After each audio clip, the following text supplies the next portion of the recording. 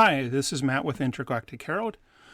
Welcome to our weekly recap of Star Atlas, our Star Atlas Week in Review podcast. This is episode 24.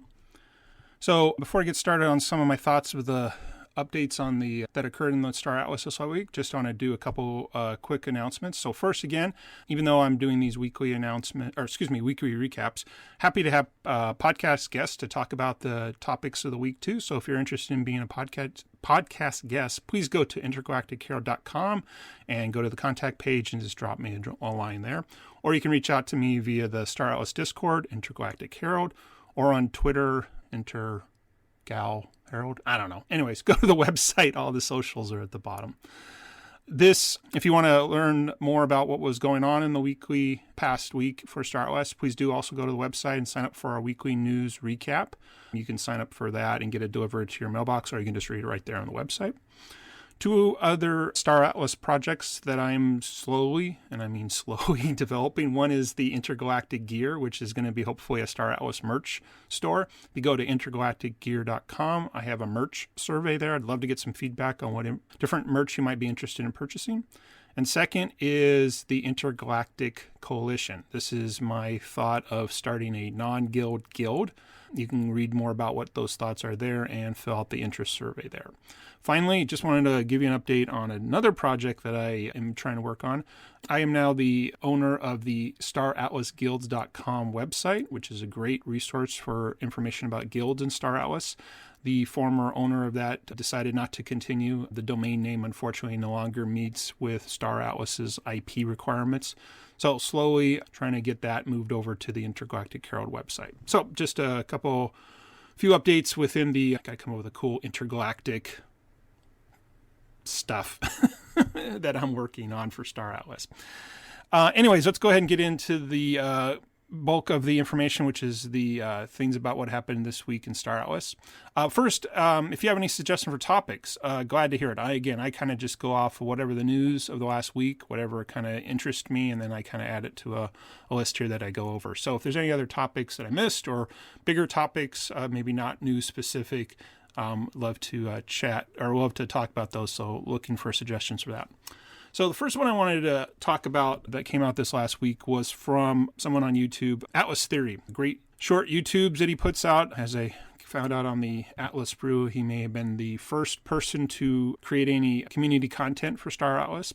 Anyways, he put out an updated release timeline, at least according to his research. Again, not official from Star Atlas, but sort of what he did. And I thought this would be really great to look over because to me, it did give a really good indication of the large amount of releases that Star Atlas obviously has been developing for this past year, but it looks like, again, it's all coming together at once. Again, if you've been in Star Atlas for a while, you kind of and again, what's the inside joke? Everything's 4 to 6 weeks away. But things do finally feel like they've aligned and bulk of the development should actually start coming out. So, again, according to Atlas Theory, some things that may be coming this month, though I do note that it's already, when I'm recording this, August 13th, so halfway through August. But again, who knows? Anyways, the first one is the Sage Labs, which again I'll talk more about later, but that's this start of the Sage game, building upon what was done in Escape Velocity. So that's coming. The other one is the Star Path. Now, this is the Star Atlas referral program that's being revamped to be 1 on-chain and 2, which much better incentives for affiliate or referral commissions. Next one is the Atlas Fee Payer, which actually I'll skip over that because I think I was going to talk about that later and what occurred at the Atlas Blue. Another one he has mentioned is MoonPay integration, which I do admit, not 100% sure what that is. I think MoonPay is one of the ways to get onboarded into crypto. And then 2 kind of ongoing things are the Star Atlas Core graphic novel, Act 2 is coming out, and the continuation of the Star Atlas Never Alone social campaign.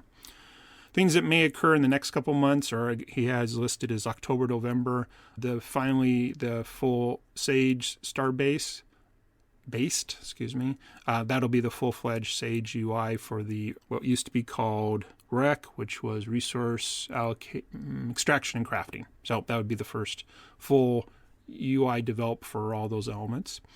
And that should be the start of the Sage Labs along with the golden ticket raffle time. So actually, now that I think about it, obviously you would think the star-based would come after the golden tickets, because why would you have the raffle in Sage Labs and then release the UI?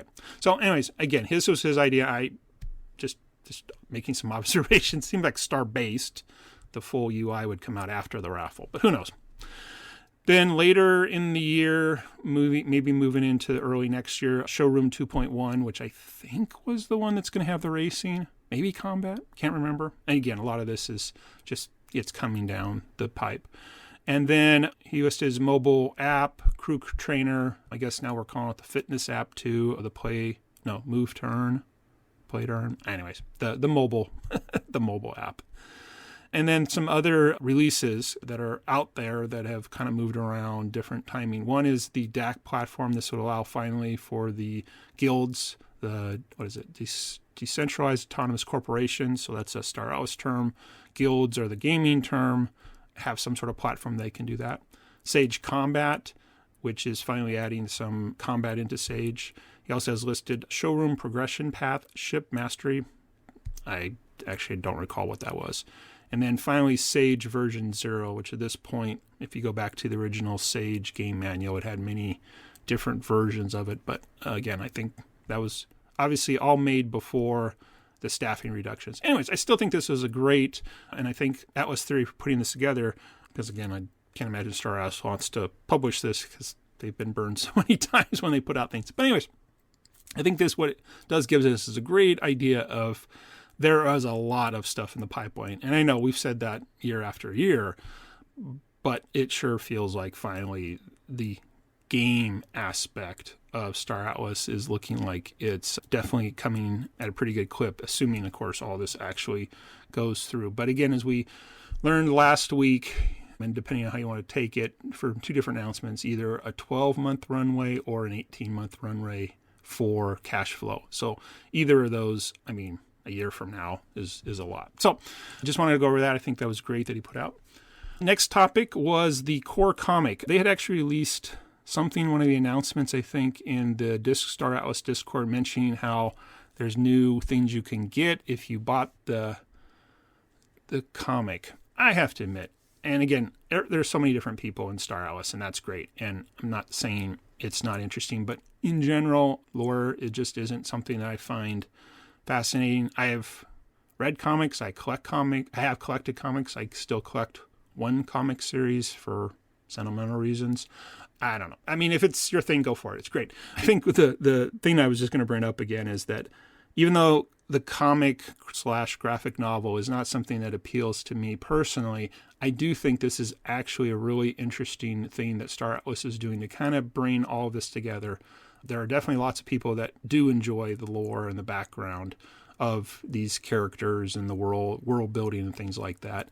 So the fact that they're giving more tangible parts, if I read the announcement correctly, there will be more physical copies, covers, or even an actual paper copy of the graphic novel, excuse me.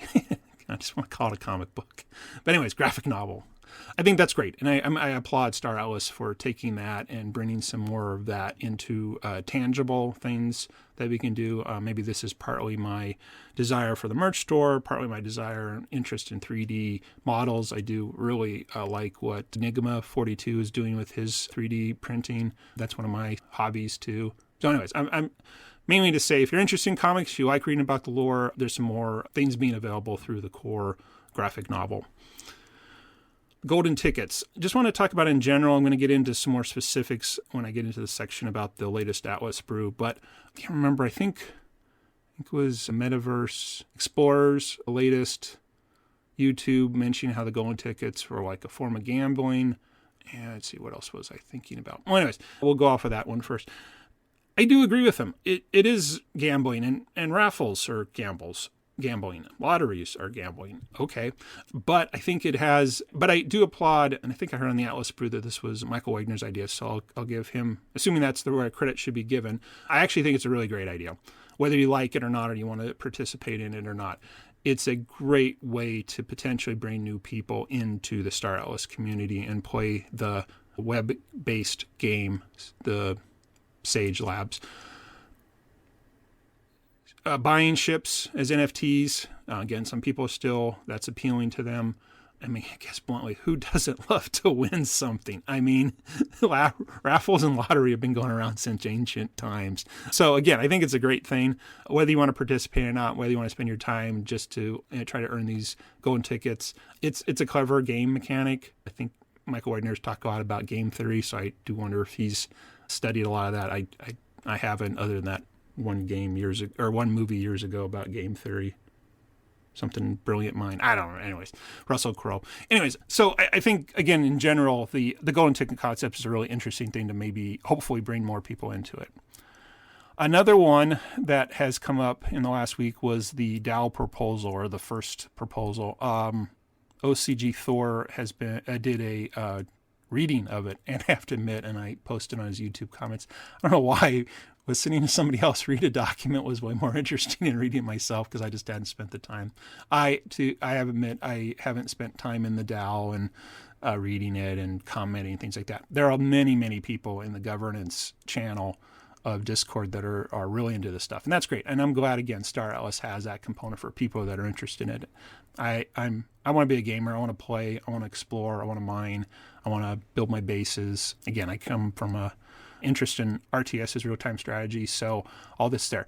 Again, I'm totally liking that Star Atlas has all of these components, whether, again, it be gaming, whether it be governance, whether it be the crypto tokens, all this stuff. So, but that proposal, I guess, is moving forward. So if, again, that's something you're interested in, you may want to put more time into it. The only thing in the background to me with the reduction in staff, they kind of alluded to a lot of the DAO development may be slowed down. So again, how many people are going to come into this community due to governance things, or how many are going to come into gaming? Again, I don't know. Gaming seems like a pretty good bet to bring people in.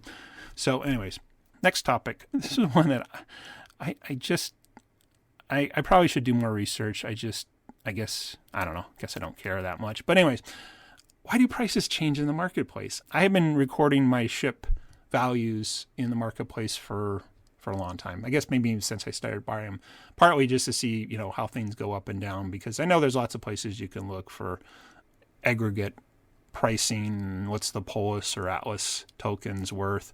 I don't know. Maybe I just spend too much time weekly doing my family and business budgets that I just felt like I guess it's a budget. Anyways, it's just tracking the pricing.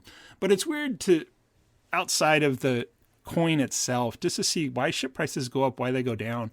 I know, I guess I bought a few things for whatever reason, like claim stakes recently. I haven't bought a ship since I stopped releasing them, I guess.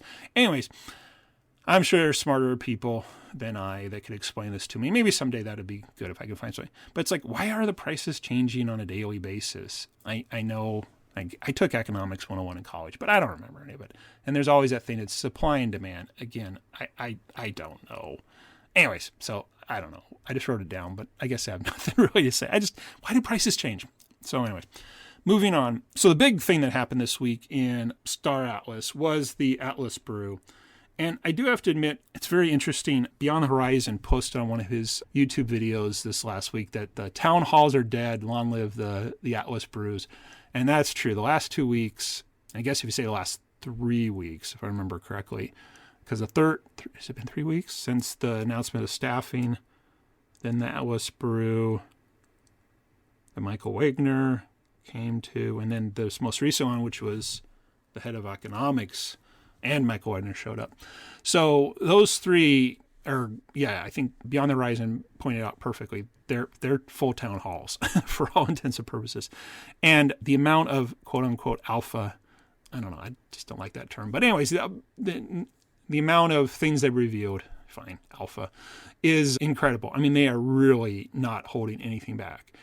It kind of does make you think, what would it have been like if that amount of information had been coming out instead of little drips, but over the last year. But maybe there just wasn't anything to release, and now that there really is. So anyways, so some of my thoughts that came out of that Atlas Brew was, I think, an hour and a half. So if you want to watch it, I think it's really good. Beyond the Horizon on YouTube did a couple of remixes, so they're a little shorter. So those are great ways you can do it. I think the Hologram and Star Atlas TV both did replays, so you can definitely get access to it. Anyways, first one, someone said that the Sage Lab is an RTS game. Finally, I was just like, okay, finally, I get it. You can now talk to gamers. It's an RTS. Awesome. Again, maybe the graphics, the user interface in there, but this to me now fits perfectly into my mental picture of games. Sage Lab is the economy part of an RTS. You're going to go out and, again, I'll just pick on Age of Empires since it's been around for a long time. You're going to go out and in Age of Empires, you get your wood, your food, your gold, and your silver. And we're going to go do that in Sage Labs, going out to asteroids and getting stuff and bringing it back and turning it into other stuff. Perfect. It's an RTS game. And again, I almost think if they just said it was an RTS game in their marketing efforts, you might get RTS players interested. And you say, hey, it's an RTS game with crypto or an NFTs. Anyways, so I think his name was Chris. I think he's the director of economics. Sorry if I didn't give him the right title. But he just kept talking and talking. And again, I'm loving that because he was explaining it. You could just tell the passion in his voice as he was talking. And again, that's somebody who I'm sure wakes up every day loving his job. So more power to him. So he mentioned about a couple different things that I just wanted to briefly touch on. One was crafting. So again, the mining, the extraction, you go out, you bind asteroids. They have certain, I guess they're calling them R9, which are like subcomponents that then will be crafted into bigger things. Okay, so that part seemed pretty straightforward. Crafting is definitely a new mechanic. So again, we're going to take and combine things into other things. And again, he was mentioning a whole bunch of things, but I think, again, they're still waiting either to fine-tune it or wait till the game comes out and we can figure it out. So I think this is now quote-unquote gameplay. You go do something, you make a decision, and you get an outcome. That's a game. Excellent. There's a new aspect called the Survey Data Units, SDUs. Again, this game's all about acronyms. But so is IT, if I'm truly honest. IT, which I was in before I was in marketing, was all about, DNS, DHCP.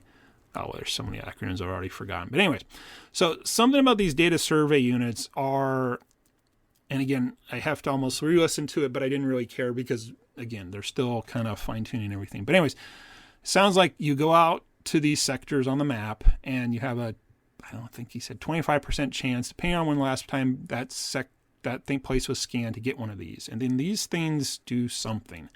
And that's, again, when I'm not 100% sure now in hindsight, but I'm sure it'll come up. But anyways, it's a new element, object, whatever you want to call it. So that was a big takeaway. The other thing that hadn't been talked about, because, again, it's not part of the original rec, oh man, I forgot what rec is. Extraction, crafting, I don't know. I already forgot. Anyways, the names keep changing. Anyways, this whole concept of redemption. And apparently it was an interesting mechanic. They said that if Sage Lab was just about crafting things, there was nothing you can do with them yet, because a lot of the things you can craft, other than the 4 R's, the food, ammo, toolkits, and fuel, don't have any place to go. And he mentioned a few different things like radiation things, or I don't know, a whole bunch of things. Or I shouldn't say a whole bunch, half a dozen things. Anyways, again, we're going to be able to redeem these into something. And so it's like, oh, okay, so that's a way that we can kind of stockpile stuff for future parts of either Sage or the UE game. So again, that was the first time I'd kind of heard that thing. So again, the full loop. And again, we'll, I'm sure, get more of this as time goes on. But anyways, so there's something about redemption as part of the, what do they call them, the economy game loops. One of the things they talked about were golden tickets. I'll go into a little more depth there. One that was interesting is, again, this is part of the redemption, part of the economic game loop. And again, somehow they related to the survey data units. Again, this was the first time I heard all of this. And actually, I was watering the grass, so I wasn't taking notes. But anyways, what was interesting that Chris, the director of economics, was talking about is, one was the number that could be crafted in a given time frame. Oh man, I forgot now what he said. Anyways, again, if you're really interested in the details, listen to the Atlas Brew. But anyways, he mentioned that, based upon the number of active people, either in score or something, this is the number of maybe golden tickets that could be produced in a given time frame. The other thing you mentioned was really interesting is the amount of time it might take to get a golden ticket, and it seemed in the hours, not days, but not minutes, not seconds, which again seems right. So anyways, so again, there was more and more information about this is coming out, and that's, again, I guess the interesting part of all of this. So whether you're interested in it and how they could play this, given the incentive of the hundreds of thousands of dollars of Star Atlas assets that will be going up each week in the raffle, this could create a lot of excitement, both for current Star Atlas players and, again, the potential of bringing more in, which, again, goes back to the new referral program or the changes to the referral plan of the Star Path. I think I saw in Discord somebody asked, is going to be a marketing push for the referral program, Star Path, and I think it was Michael Wagner who posted, yeah, us, meaning the community, which, again, grassroots, word-of-mouth referral is an awesome marketing tactic. And, again, given the reduction in staff, maybe that's all they can do, too. And I wouldn't be surprised if some of this has to do with the Never Alone Zealy campaign, too. So, again, golden tickets is an incentive to get into the raffle, play Star Sage Labs. Again, this all feels like something that can gain a lot of momentum, and if not, at least reward the existing player base that stuck around this long with an opportunity to get more stuff. The last thing that came out, and I think it was just briefly near the end of the Atlas Brew, but again, they're, I think, if anything, kind of reinforcing concepts that were started out in the company announcement meeting and then now week after week on the Atlas Brews, was, again, this Atlas fee thing. Oh, and that was the other thing. Part of, they said, a Sage Lab is many things will cost Atlas. And again, not the economist type, but apparently a way to use up Atlas is a good thing. And if I'm not mistaken, I think they said that all these Atlas things will go into the treasury for the DAO. So now they've taken away the selling of the R4s on the marketplace as a way for the DAO treasury to get more Atlas. So again, these do all seem like positive signs. Anyways, the key thing about this Atlas payer fee is that when we do a transaction currently right now, there's a small Solana fee that gets added on, which, again, pennies, but I guess eventually everything builds up. But within at least Star Sage Labs, it sounds like that when we do transactions there, we'll just be paying an Atlas, and then there are still transactions on the Solana blockchain, but Star Atlas is paying those on our behalf. So again, I'm not really sure, because it seems like they're still paying, but again, I'll wait to see how it all filters out. However, I think the one good thing taking away from all of this is that in-game activity will be paid in Atlas. Now, how does that all work out in the end? Let's forget about that for a second. You're playing a game and you're paying in Atlas. Cool, done. Now, somewhere Sol is, but again, you don't have to keep any Sol in your wallet to play a game. And I think that's the mental jump that makes a lot of sense. Atlas is the in-game currency. Actions in Star Atlas cost Atlas. That all logically is a good mental picture.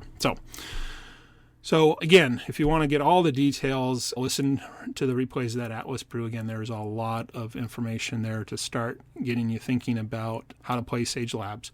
I'll admit, my personal take is, let's see when it comes out. Not that it won't come out, but again, how each thing works, what parts of the games I'm interested in.